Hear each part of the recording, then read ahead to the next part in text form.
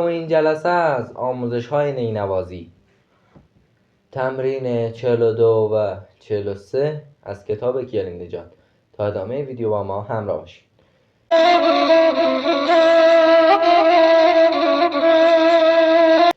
با سلام خدمت تمامی همراهان کانال نوای نی 3478.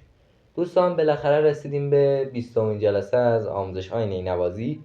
امیدوارم که این 20 جلسه مورد کاربری شما قرار گرفته باشه و لذت کافی را از این آموزش ها برده باشید.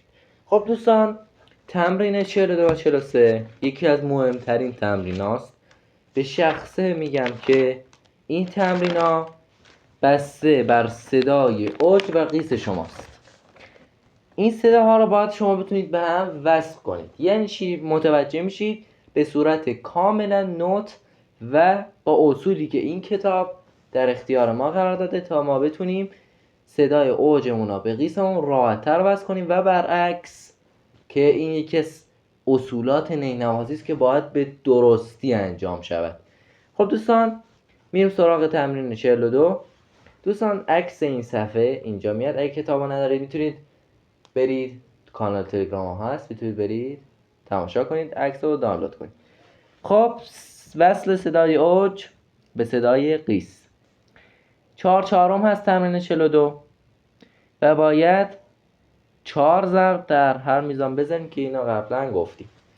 خب میریم سراغ آموزش. 2 یعنی عدد 2 بغل نوت زد یعنی صدای اوج. 3 صدای قیسه، عدد 3 صدای قیسه. بم 1 2 فکر کنم بم 2 خب گفتیم اوج، 3 قیسه، 4 بم نرمه و 5 پس قیسه. خب میریم سراغ این آموزش. دو ره می فا، هر نوت میشه نیم ضرب، مجموع میشن 4 ضرب.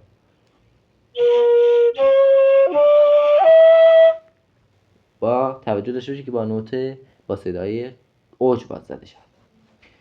سول لا سی دو، سول لا سی دو، یعنی که سول در صدای اوج زده میشه، لا در صدای قیس، سی در صدای قیس.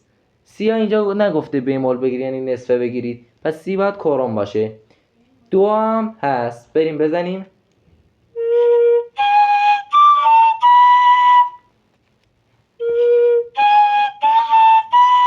توجه کنید.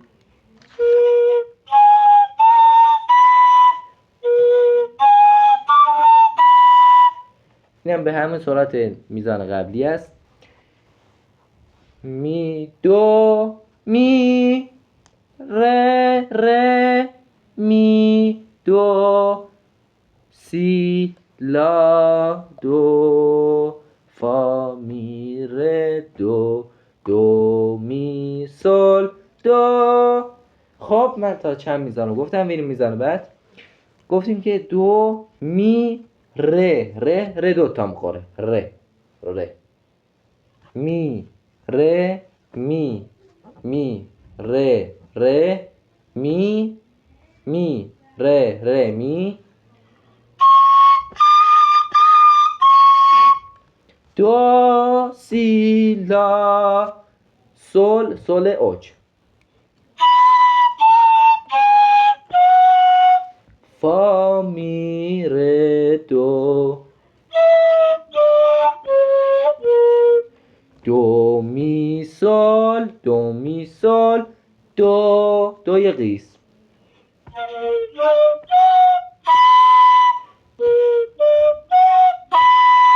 آخر هم گفته که روی نوت دوی اوج چند لحظه صبر کنید. تمام. میریم این قطعه رو بزنیم و میریم سراغ تمرین 43.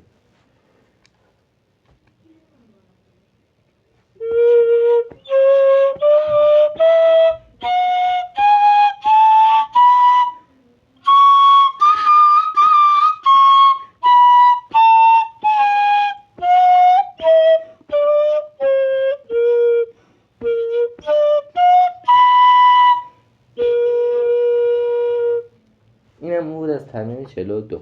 میریم سراغ تمرین 43. 4/4 4/4 هست مثل تمرین قبلی. دو ر می فا. اونجا باید نوت سل را از صدای اوج میزنید، ولی اینجا در میزان دوم باید نوت سل را در صدای قیس بزنید.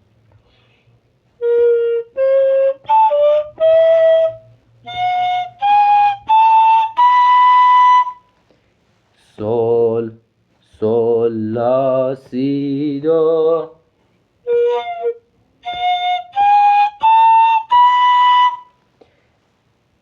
می ره ره می.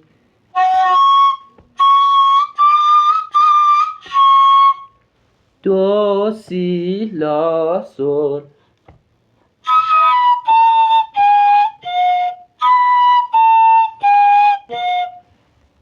فا می ره دو. فا می ره دو. دو می سل دو. اینجا سل و دو در صدای قیس میشه.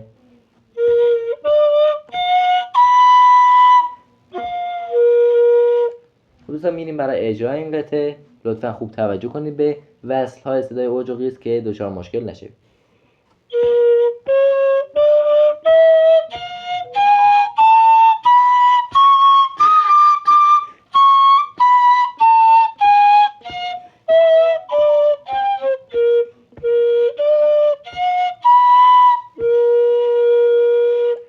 دوستان توضیحات این صفحه رو بخونید که نوشته ها رو بخونید تا بیشتر از این تمرین مطلع بشین.